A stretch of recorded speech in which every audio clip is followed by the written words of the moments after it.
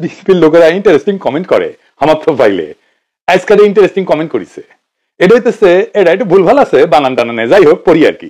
সে কইতেছে বিএনপির বেশিরভাগ ভোট গ্রাম অঞ্চলে, যারা টক শো তেমন দেখে না, দেখলেও আপনি যেভাবে এক্সপ্লেন করেন সেভাবে চিন্তা করে না। তারা জানে দুইটা পক্ষ, BNP and Awami League, vote হয় বিএনপি অথবা আওয়ামী লীগ, এর বাইরে কোনো অপশন এখনো পর্যন্ত তাদের কাছে এখনো নাই।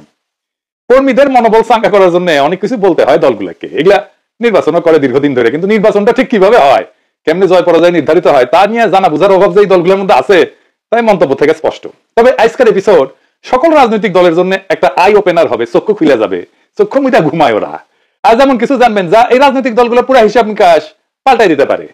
আমি এই কাজটা হাসিনা পর থেকে করতেছি, আজ যা দেখাবো তাই তো স্যাম্পল, ভাইবেন না আমি নির্বাচন নিয়ে সকল গুড় তত্ত্ব কইয়া দিতেছি। আজকে খুবই সামান্য কব, নির্বাচনের আসল খেলা পরে শুরু হবে, টের পাইবেন।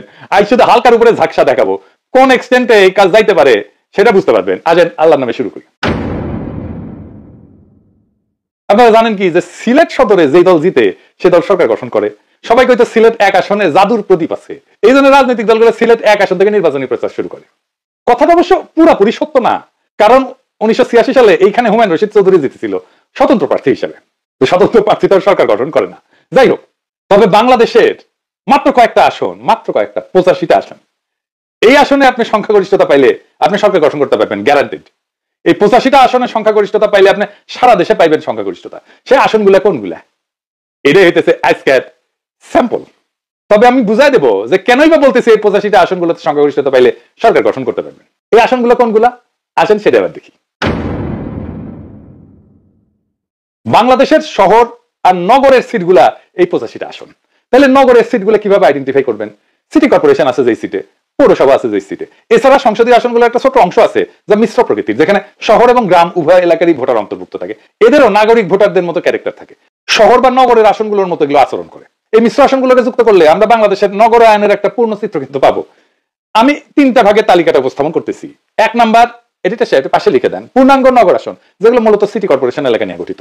2 নাম্বার, পৌরসভা কেন্দ্রিক আসন, যেগুলো মূলত জেলা শহরের পৌরসভা নিয়ে গঠিত। 3 নাম্বার, মিশ্র প্রকৃতির আসন, যেখানে উল্লেখযোগ্য শহর বা পৌর এলাকা থাকলেও একটা বড় অংশ গ্রাম নিয়ে গঠিত। তাহলে আমরা আসনগুলো এবার একটু বুঝে দেখি কোনটা কোনটা। 1 নাম্বার, পূর্ণাঙ্গ নগর আসন, যেগুলো সিটি কর্পোরেশন ভিত্তিক। এই আসনগুলো প্রায় সম্পূর্ণভাবে সিটি কর্পোরেশন এলাকার মধ্যে অবস্থিত। ঢাকা বিভাগে যেমন ধরেন ঢাকা 4, ঢাকা 5, ঢাকা 6, ঢাকা 7, ঢাকা 8, ঢাকা 9, ঢাকা 10, ঢাকা 11, ঢাকা 12, ঢাকা 13, ঢাকা 14, ঢাকা 15, ঢাকা 16, ঢাকা 17, ঢাকা 18, গাজীপুর 2, নারায়ণগঞ্জ 5, এইগুলো হইতেছে ঢাকা বিভাগের সিটি কর্পোরেশনের আসন।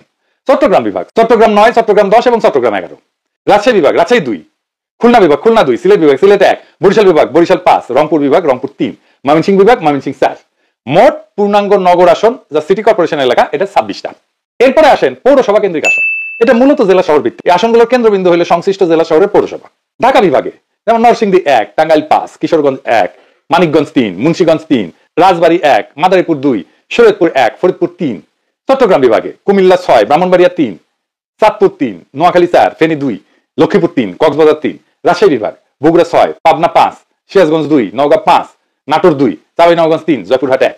খুলনা বিভাগ যশোর 3, সাতক্ষীরা 2, বাগেরহাট 2, কুষ্টিয়া 3, ঝিনাইদহ 2, চুয়াডাঙ্গা 1, মেহেরপুর 1, নড়াইল 1, মাগুরা 1। সিলেট বিভাগ সুনামগঞ্জ 3, মৌলভীবাজার 3, হবিগঞ্জ 3। বরিশাল বিভাগ পটুয়াখালী 1, ভোলা 1, পিরোজপুর 1, ঝালকাঠি 2, বরগুনা 1। রংপুর বিভাগ দিনাজপুর 3, গাইবান্ধা 2, কুড়িগ্রাম 1, নীলফামারী 2, লালমনিরহাট 3, পঞ্চগড় 1, ঠাকুরগাঁ 1। ময়মনসিংহ বিভাগ জামালপুর 5, শেরপুর 1, নেত্রকোনা 2। মোট পৌরসভা কেন্দ্রিক আসন 50টা। মিশ্র প্রকৃতির আসন, এটা খুব বেশি না, শহর এবং গ্রামের সমন্বয়। এই আসনগুলোতে গুরুত্বপূর্ণ পৌরসভা বা শহর এলাকা থাকলে একটা বড় অংশ থাকে গ্রামীণ এলাকা নিয়ে গঠিত। ঢাকা বিভাগে যেমন ধরেন গাজীপুর 1, যেটা এটা কালিয়াকৈর পৌরসভা এবং গ্রামীণ এলাকা নিয়ে গঠিত। গাজীপুর 3, এটা শ্রীপুর পৌরসভা এবং গ্রামীণ এলাকা নিয়ে গঠিত। নরসিংদী 2 আসনটা পলাশ পৌরসভা এবং গ্রামীণ এলাকা নিয়ে গঠিত। নারায়ণগঞ্জ 4 আসনটা সিদ্ধিরগঞ্জ এবং ফতুল্লা নিয়ে গঠিত। চট্টগ্রাম বিভাগে চট্টগ্রাম 8, এটা বোয়ালখালী পৌরসভা এবং সিটি কর্পোরেশনের আংশিক নিয়ে গঠিত।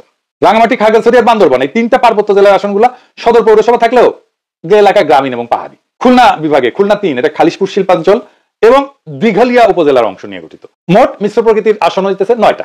সব মিলায় নগর, পৌর এবং মিশ্র আসন মিলায় মোট আসন 85টা। তো আসেন এগুলো দেখি, এই আসনগুলোর নির্বাচনের ফলাফল কি ছিল, আর এই ফলাফলটা সরকার গঠনে ভূমিকা রাখছিল কিনা। এইটা বাংলাদেশের রাজনৈতিক ইতিহাস বিশ্লেষণের জন্য গুরুত্বপূর্ণ। এই বিশ্লেষণটা বাংলাদেশের রাজনৈতিক গতি প্রকৃতি বোঝার জন্য খুবই গুরুত্বপূর্ণ। নগর বা নাগরিক ভোটের প্রবণতা আসলেই সরকার গঠনের মূল ভূমিকা রাখে কিনা তা আমরা 1991 থেকে 2008 সালের নির্বাচনের ফলাফল বিশ্লেষণ করে দেখব এবং নগর কেন্দ্রিক আসনগুলোর ফলাফল বিশ্লেষণ করে একটা চূড়ান্ত সিদ্ধান্তে আসবো। প্রথমে আসেন 1991 সাল, পঞ্চম সংসদ নির্বাচন। 1991 সালের নির্বাচনে বিএনপি একটা বিস্ময়কর জয় পেয়ে সরকার গঠন করে।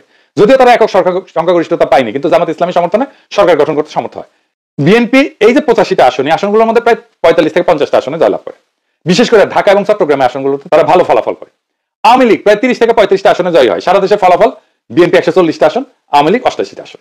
তার মানে 1991 সালে দেখা যাচ্ছে যে দল নগর এবং পৌরসভা কেন্দ্রিক আসনে আগায় ছিল বিএনপি, তারাই সরকার গঠন করছে। এরপরে আসেন 1996 সালের নির্বাচন। এই নির্বাচনে আওয়ামী লীগ দীর্ঘ 21 বছর পর ক্ষমতায় ফিরে আসে। এটা ছিল একটা অত্যন্ত প্রতিদ্বন্দ্বিতাপূর্ণ নির্বাচন। এই নির্বাচনের আগে একটা মেলা গ্যাঞ্জাম হয়েছিল, জেনারেল নাসিম কু করতে চাইছিল। যাই হোক, ওই প্রসঙ্গে আর না আসি। তো আওয়ামী লীগ এই আসনগুলোর মধ্যে প্রায় 50 থেকে 55টা আসনে জয়লাভ করে। এই নগরের আসনগুলোতে ঢাকা মহানগর সহ অনেক জেলা শহরে আওয়ামী লীগ ভালো ফল করে। বিএনপি প্রায় 25 থেকে 30টা আসনে জয়লাভ করে। সারা দেশের ফলাফল হইতেছে আওয়ামী লীগ 146টা আসন, বিএনপি 116টা আসন পায়। 1996 সালেও একই প্রবণতা দেখা যায়। যেই দল নগর পৌরসভা কেন্দ্রিক আসনে সুস্পষ্টভাবে আগাইছিল যেমন আওয়ামী লীগ, তারাই সরকার গঠন করতে সক্ষম হয়। এবার আসেন 2001 থেকে 2008 সালের নির্বাচনের ফলাফল দেখি। 2001-এর অষ্টম জাতীয় সংসদ নির্বাচন, বিএনপি জামাত জোট 85টার মধ্যে 73টা আসন পায়। 2008-এর নবম জাতীয় সংসদ নির্বাচনে আওয়ামী লীগ মহাজোট 85টার মধ্যে 77টা আসন পায়। 2001-এর অষ্টম জাতীয় সংসদ নির্বাচনে বিএনপি জামাত নেতৃত্বাধীন 4 দলীয় জোট ভূমিধ্বস জয় পায়। নগর পৌরসভা কেন্দ্রিক আসনগুলোতে তাদের ব্যাপক আধিপত্য দেখা যায়। এই যে পূর্ণাঙ্গ নগর আসন, সিটি কর্পোরেশন 26টার মধ্যে বিএনপি জামাত পায় 24টা আসন। বিশেষ করে ঢাকা, চট্টগ্রাম, রাজশাহী, খুলনা মহানগরে প্রায় সব কয়টা আসনই তারা পায়। আওয়ামী লীগ মাত্র কয়েকটা আসনে জয় হতে পারে। পৌরসভা কেন্দ্রিক আসনগুলো 50টার মধ্যে বিএনপি জামাত প্রায় 42টা আসন পায়। দেশে প্রায় সকল জেলা শহরের আসনে তাদের প্রার্থীরা জয়লাভ করে। আওয়ামী লীগ প্রায় 8টা আসনে জয় হয়। মিশ্র প্রকৃতির আসন 9টার মধ্যে বিএনপি জামাত জোট পায় 7টা আসন, আর আওয়ামী লীগ প্রায় মাত্র 2টা। তার মানে নগর আধানগর এলাকার ভোটাররা মূলত জামাত বিএনপি জোটকে সমর্থন দিয়েছিল 2001 সালের নির্বাচনে। এটা ছিল আওয়ামী লীগের জন্য একটা বড় বিপর্যয়। 2008 সালের নির্বাচন, নবম জাতীয় সংসদ নির্বাচন। আমরা জানি এই নির্বাচনে আওয়ামী লীগ নেতৃত্বাধীন মহাজোট বিপুল সংখ্যাগরিষ্ঠতা অর্জন করে, যা 2001 সালের ফলাফলের সম্পূর্ণ বিপরীত চিত্র। পূর্ণাঙ্গ নগর আসন, সিটি কর্পোরেশন আসনে 26টার মধ্যে আওয়ামী লীগ সব কয়টা আসনে জয়লাভ করে, সব, একটাও বাদ ছিল না। ঢাকা, চট্টগ্রাম সহ সকল সিটি কর্পোরেশন আসলে মহাজোটের প্রার্থীরা বিপুল ভোটে জয়ী হয়। বিএনপি জামাত জোট কোনো আসনই পায়নি। পৌরসভা কেন্দ্রিক আসন 50টার মধ্যে আওয়ামী লীগ মহাজোট 45টা আসনে জয়ী হয়। বিএনপি জামাত মাত্র 5টা আসনের মতো পায়। মিশ্র প্রকৃতির আসন 9টার মধ্যে আওয়ামী লীগ 6টা আসন পায়, আর বিএনপি জামাত পায় 3টা আসন। এই নির্বাচনে নগর পৌর এলাকার ভোটাররা পুরোপুরি আওয়ামী লীগ নেতৃত্বাধীন মহাজোটের দিকে ঝুঁকে পড়ে। বিএনপি জামাত জোটের ভরাডুবি হয়, বিশেষ করে শহরাঞ্চলে তারা প্রায় নিশ্চিহ্ন হয়ে যায়। এই তথ্য থেকে স্পষ্ট যে বাংলাদেশের নগর এবং পৌরসভা কেন্দ্রিক আসনগুলোর ভোটাররা নির্দিষ্ট কোনো দলের স্থায়ী সমর্থক না, এবং জাতীয় রাজনৈতিক প্রেক্ষাপট অনুযায়ী তাদের ভোটের ধারা পরিবর্তিত হয়। তো এই 4টা নির্বাচনের আলোকে ফলাফল বিশ্লেষণ করলে একটা সুস্পষ্ট প্যাটার্ন বা ধারা লক্ষ্য করা যায়। এই ক্ষেত্রে সে পাশে একটা টেবিল করেন নির্বাচনের বছর, নগর আসনে বিজয়ী সরকার গঠনকারী দল এবং নগর আসনের ভূমিকা। 1991 নগর আসনে বিজয়ী বিএনপি, সরকার গঠনকারী দল বিএনপি। নগর আসনের ভূমিকা কি? নির্ণায়ক ভূমিকা। 1996 নগর আসনে বিজয়ী আওয়ামী লীগ, সরকার গঠন আওয়ামী লীগ, নগর আসনগুলোর ভূমিকা নির্ণায়ক। 2001 নগর আসনে বিজয়ী বিএনপি জামাত, সরকার গঠন করে বিএনপি জামাত, নগর আসনের ভূমিকা নির্ণায়ক। 2008 নগর আসনে বিজয়ী আওয়ামী লীগ, সরকার গঠন করে আওয়ামী লীগ মহাজোট, এবং নগরের আসনগুলোর ভূমিকা নির্ণায়ক। এই 4টা অবাধ এবং প্রতিদ্বন্দ্বিতাপূর্ণ নির্বাচনের ফলাফল বিশ্লেষণ করে এটা সুস্পষ্টভাবে প্রতীয়মান হয় যে দল বা জোট বাংলাদেশের নগর বা পৌরসভা কেন্দ্রিক আসনগুলোতে আগায় থাকে, তারাই সরকার গঠন করে। এরাই মূলত সুইং ভোটার। এই আসনগুলো কোনো দলের একচেটিয়া না। এর কারণ কি হইতে পারে? এর কয়েকটা সম্ভাব্য কারণ হইতে পারে। 1 নম্বর হইতেছে জাতীয় ইস্যুতে সংবেদনশীলতা। শহরের ভোটাররা জাতীয় পর্যায়ে রাজনৈতিক অর্থনৈতিক ইস্যুতে বেশি সচেতন এবং সংবেদনশীল হয়। তাদের ভোট জাতীয় প্রবণতার একটা শক্তিশালী নির্দেশক হিসেবে কাজ করে। 2 নম্বর মিডিয়ার প্রভাব, গণমাধ্যম, সামাজিক যোগাযোগ মাধ্যমের প্রভাব শহরাঞ্চলে বেশি, যা জনমত গঠনে গুরুত্বপূর্ণ ভূমিকা রাখে। 3 নম্বর হচ্ছে সুইং ভোটার। গ্রামীণ এলাকার চেয়ে শহরাঞ্চলে সুইং ভোটার বা দোদুল্যমান ভোটারের সংখ্যা বেশি। এই ভোটারেরা নির্দিষ্ট কোনো দলের প্রতি অনুগত না থেকে পরিস্থিতি অনুযায়ী ভোট দেন, যা নির্বাচনের ফলাফল নির্ধারণে ভূমিকা রাখে। আরেকটা বিষয় হইতেছে যে এই শহরে যারা থাকে তাদের সাথে গ্রামের একটা যোগাযোগ থাকে। তারা গ্রামে যায় আসে, গ্রামের ছাত্ররা শহরে আসে পড়াশোনা করে, তারা গ্রামে যায়, তাদের মতামত রাখে। এইভাবেই গ্রামের উপরে শহরের একটা ভূমিকা পড়ে। আরেকটা কারণ হচ্ছে গ্রামীণ ভোটাররা স্থায়ী, কিন্তু নগরের ভোটাররা স্থায়ী না। তাই নগরের ডেমোগ্রাফি প্রতিনিয়ত পরিবর্তিত হয়। যে আসনগুলোতে জিতলে সরকার গঠন সুনিশ্চিত, তাকে বলা হয় বেলওয়েদার আসন। সুতরাং নগর পৌরসভা কেন্দ্রিক আসনগুলোতে বাংলাদেশের নির্বাচনের বেলওয়েদার বা নির্ধারক হিসেবে বিবেচনা করা যেতে পারে। তার উপরে আরো কিছু ইস্যু যুক্ত হয়েছে, যেমন ধরেন জেনজি ভোটার হয়েছে। এইবার হাসিনা আমাদের ভোট দিতে দেয় নাই, তাই এবারে ভোটে কোনো রাজনৈতিক দল ন্যূনতম মাত্রায় কারচুপি বা ভোট কেন্দ্র দখল করতে পারবে না। Full stop. ভারত ইস্যুতে রাজনৈতিক দলের অবস্থান ভোটের ক্ষেত্রে ভূমিকা রাখবে। এই নির্বাচনে সোশ্যাল মিডিয়া বিরাট ভূমিকা পালন করবে, যাকে বিএনপি শুরুতেই শত্রু বানায় ফেলছে। আর এই নির্বাচনে প্রখর মেধার অল্প কিছু রাজনৈতিক মানুষ যদি নির্বাচনে কোনো দল বা জোটকে বিজয়ী দেখতে চায় আর সেইভাবে তাদের সাহায্য করে বয়ান তৈরি করে দিতে, তাহলে সেই দল বা জোট জিতবে। লিখে রাখতে পারেন। এবারে নির্বাচন ক্ষমতার না, নিয়তির লড়াই। এইবার খেলা শুধু গণনায় হবে না, হবে বুদ্ধি, কৌশল আর সাহসের খেলায়। বিএনপি যদি ভাবে গ্রামেই তাদের ভোট আর সেই ভোট দিয়ে সরকার গঠন হবে, তাহলে তারা ভুল করতেছে। আর যারা শহরের কিছু বক্তৃতার ফেসবুক লাইভ দিয়ে জিতবে বলে মনে করতেছে, তারা বোকা স্বর্গে বাস করতেছে।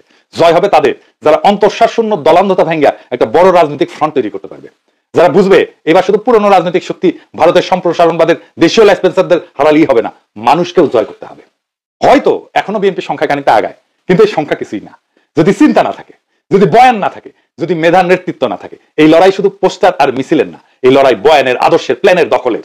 আর যারা শহরের ভোটারদের সোশ্যাল মিডিয়াকে শত্রু মনে করে, তারা বুঝে না নতুন ভোটারদের যুদ্ধ এখন ফোনের স্ক্রিনে শুরু হয় আর মাঠে গিয়ে শেষ হয়। কিন্তু এখন সময় আছে, যারা পুরনো ব্যবস্থার পতন চায়, নতুন রাষ্ট্র করতে চায়, যারা সত্যিই জিততে চায়, তাদের দলের বাইরের দেশপ্রেমিক শক্তিগুলোকে সাথে নিতে হবে। একটা ঐক্যবদ্ধ ফ্রন্ট গঠন করে মেধার শানিত অস্ত্র নিয়ে মাঠে নামতে হবে, কারণ এইবার জয় হবে তারা